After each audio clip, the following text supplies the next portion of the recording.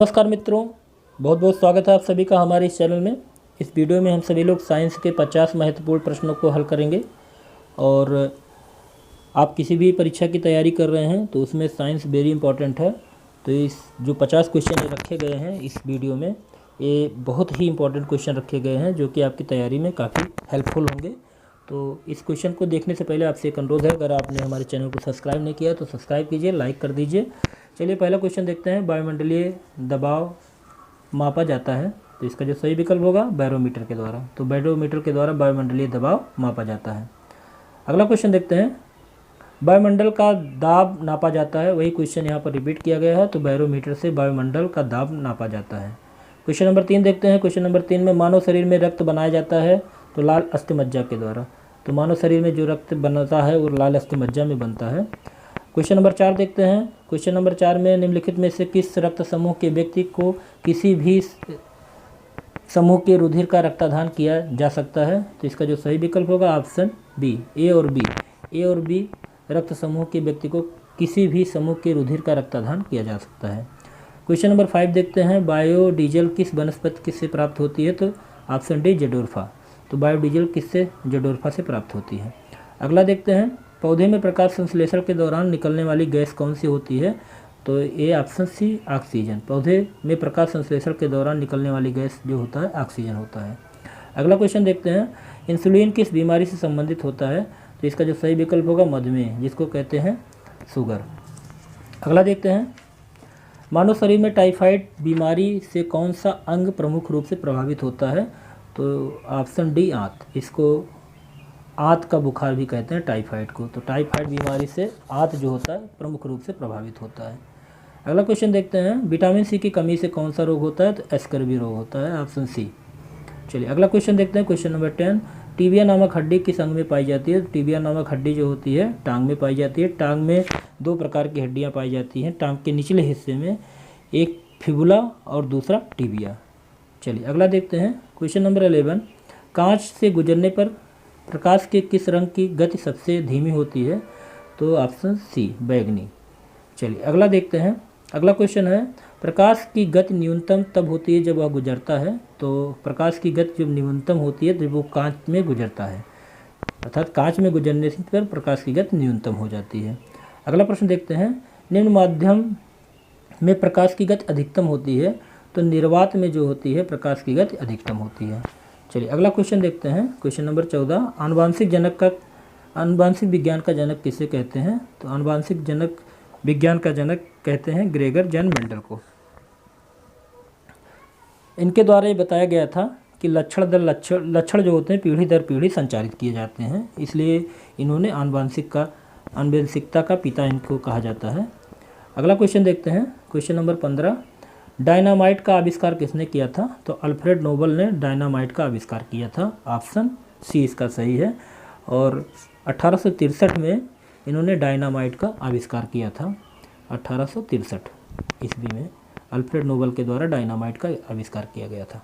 Question number 16 देखते हैं। खाना पकाने वाली गैस किसका मिश्रण होता है? तो इसका जो सही विकल्प होगा ऑप्शन बी ब्यूटेन और प्रोपेन का मिश्रण होता है खाना पकाने वाली गैस में, जिसको एलपीजी कहते हैं। अगला देखते हैं।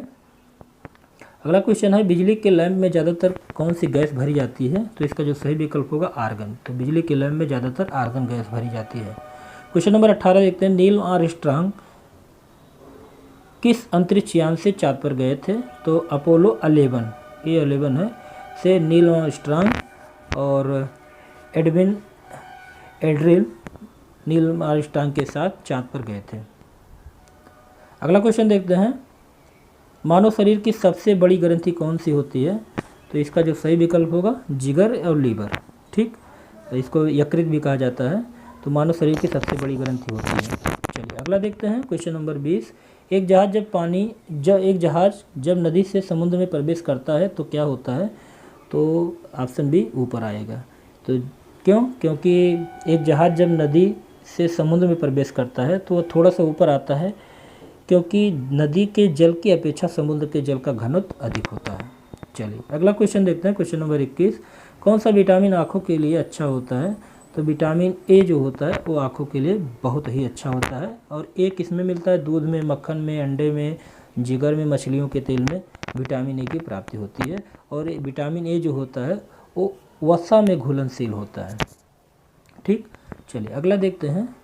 अगला क्वेश्चन है रतौंधी रोग किसकी कमी से होता है? तो विटामिन ए की कमी से रतौंधी रोग होता है। ठीक, अगला क्वेश्चन देखते हैं, क्वेश्चन नंबर 23, किस विटामिन की कमी से खून का बहना नहीं रुकता है? तो विटामिन के की कमी से खून का बहना नहीं रुकता है। ठीक, अगर के को देखें कि के किस में प्राप्त होता है, तो टमाटर और हरी सब्जियों से के की प्राप्ति होती है। चलिए अगला देखते हैं। अगला क्वेश्चन नंबर 24 देखते हैं, सूर्य के प्रकाश से मिलने वाली कौन सी विटामिन होती है? तो विटामिन डी जो है वो सूर्य के प्रकाश से मिलती है। क्वेश्चन नंबर 25 देखते हैं। क्वेश्चन नंबर 25 में दूरदृष्टि दोष में किस लेंस का उपयोग किया जाता है? तो दूरदृष्टि में व्यक्ति को दूर की वस्तुएं तो दिखाई देती है पर पास की वस्तुएं नहीं दिखाई देती है। ठीक, और इसमें उत्तल लेंस का प्रयोग किया जाता है। ऑप्शन बी इसका सही है। ठीक, चलिए अगला क्वेश्चन देखते हैं। क्वेश्चन नंबर 26, इंसुलिन स्रावित होता है, तो इसका जो सही विकल्प होगा ऑप्शन बी अग्नाशय। तो इंसुलिन जो होता है अग्नाशय से स्रावित होता है। क्वेश्चन नंबर 27 देखते हैं, मनुष्य की लार में उपस्थित एंजाइम होता है, तो इसका जो सही विकल्प होगा ऑप्शन डी टाइलिन। लार में टाइलिन नामक एंजाइम उपस्थित होता है।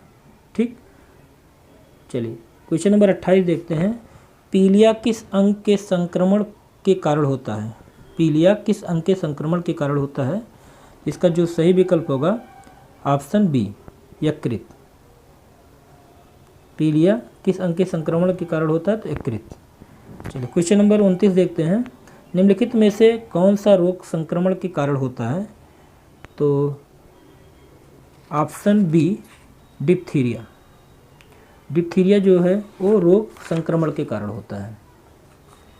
अगला देखते हैं क्वेश्चन नंबर 30, डिप्थीरिया रोग प्रभावित करता है, तो डिप्थीरिया रोग जो होता है जीवाणु गले में एक सफ़ेद झिल्ली बनाकर श्वास नलिका को अवरुद्ध कर देता है और तेज बुखार होता है।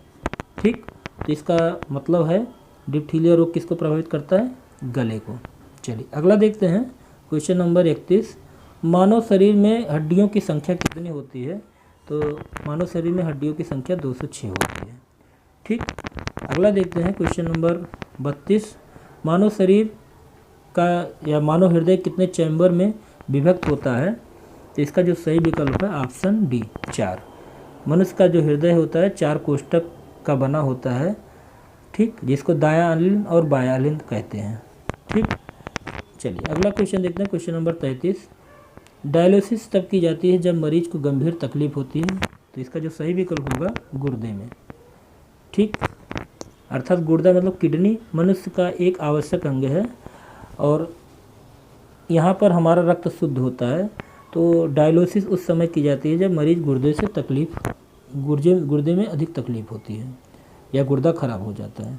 अगला क्वेश्चन देखते हैं। क्वेश्चन नंबर 34, आनुवंशिकता का नियम किसने दिया था? तो आनुवंशिकता का नियम किसने दिया था? मेंडल ने दिया था। ऑप्शन डी इसका सही है। क्वेश्चन नंबर 35 देखते हैं। क्वेश्चन नंबर 35 में लिक्विफाइड पेट्रोलियम गैस एलपीजी में मुख्यतः क्या क्या होता है?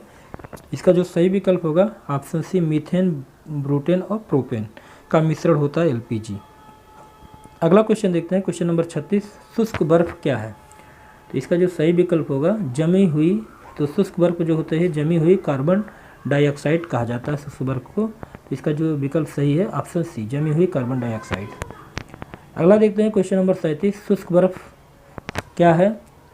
तो इसका जो सही विकल्प होगा ठोस अर्थात जमी हुई CO2। ऑप्शन बी इसका सही है। अगला क्वेश्चन नंबर 38, रिक्टर स्केल पर नापा जाता है, तो भूकंप की तीव्रता को रिक्टर स्केल पर नापा जाता है।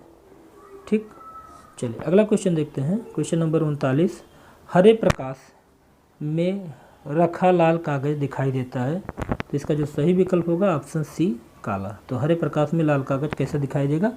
काले रंग का। अगला प्रश्न देखते हैं। Question number 40, white leghorn एक किस्म है? तो इसका जो सही विकल्प है कुक्कुटो, option C. White leghorn कुक्कुटो अर्थात मुर्गों की एक प्रसिद्ध किस्म है। ठीक, प्रसिद्ध किस्म है। अगला देखते हैं, स्याही के दाग को छुड़ाते हैं, तो इसका जो सही विकल्प है ऑप्शन बी, ऑक्जेलिक अम्ल का प्रयोग करके स्याही के दाग को छुड़ाया जाता है। क्वेश्चन नंबर 42 देखते हैं, आँख के लिए आवश्यक विटामिन कौन सी होती है? तो इसका सही विकल्प होगा ऑप्शन डी, आँख के लिए विटामिन ए अत्यधिक आवश्यक होती है। अगला देखते हैं क्वेश्चन नंबर 43, मनुष्य के नेत्र के स्वस्थ संचालन के लिए कौन सा विटामिन आवश्यक है?